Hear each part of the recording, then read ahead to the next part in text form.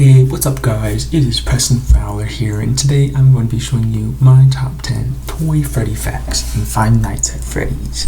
This idea was suggested by Ian Wright, so thanks.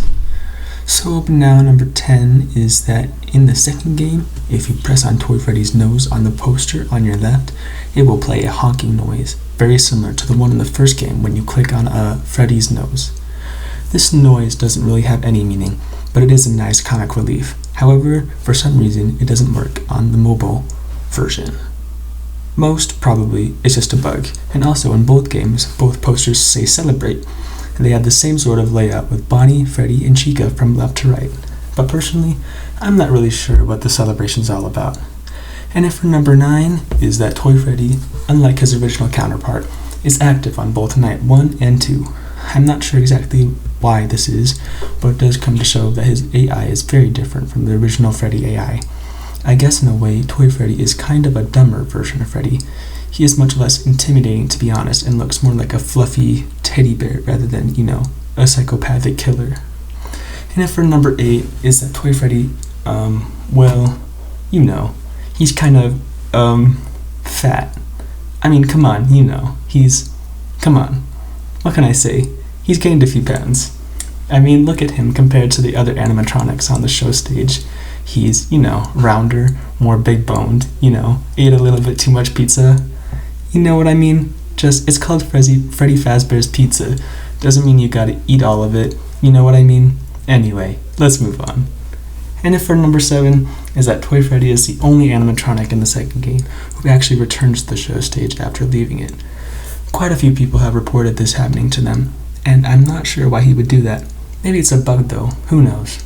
But is it me, or just in general, does Toy Freddy seem much less aggressive and intimidating than his original counterpart?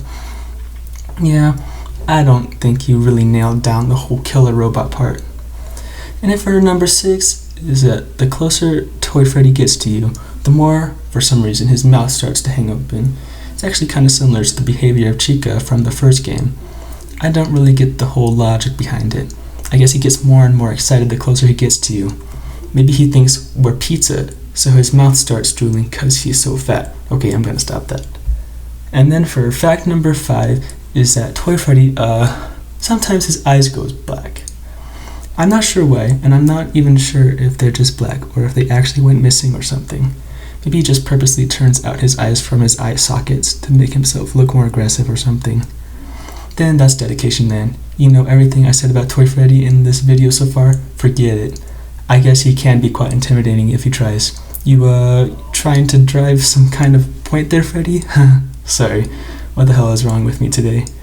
Anyways, that leads me to point number 4, which is if his eyes do go black, you're pretty much screwed, because that means he went full crazy, and now he's in attack mode. And quite frankly, even putting on the Freddy mask won't save you then. Yep. At this point, you might as well just press escape and then quit the game. Unless you're really lucky and the clock somehow hits 6 a.m. right before he kills you. But that's pretty much your only chance. And if for fact number 3 is that Toy Freddy is the least favorite character in the whole series, and I don't mean in the sense that people hate him or anything, just in the sense that people don't really like him all that much. Like, he's pretty much mostly ignored. In a survey conducted by the Five Nights at Freddy's subreddit, people were asked to vote for their favorite character in the whole series. Toy Freddy came in at the measly 1.04%, which is even worse than Balloon Boy, who is pretty much widely known as the most hated animatronic in the series, and he came in at 3.11%, which is almost 3 times more than Toy Freddy. Now, like I said before, this doesn't mean that people hate Toy Freddy or anything. It just means that Toy Freddy is pretty unpopular. Which is actually kind of sad, because when everyone hates you, that's bad. But when everyone just forget about you, that's even worse.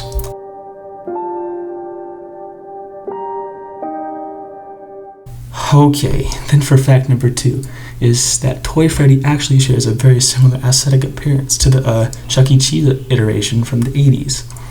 Just like Toy Freddy, the 1980s Chuck E. Cheese had a fairly wide head, as fairly compressed facial structure, while having a striped hat and a vest-like design. So I don't think it would be much of a stretch to say that Toy Freddy was probably inspired by Chuck E. Cheese. And now for the fact number 1, is that Toy Freddy will make a comeback in the third game.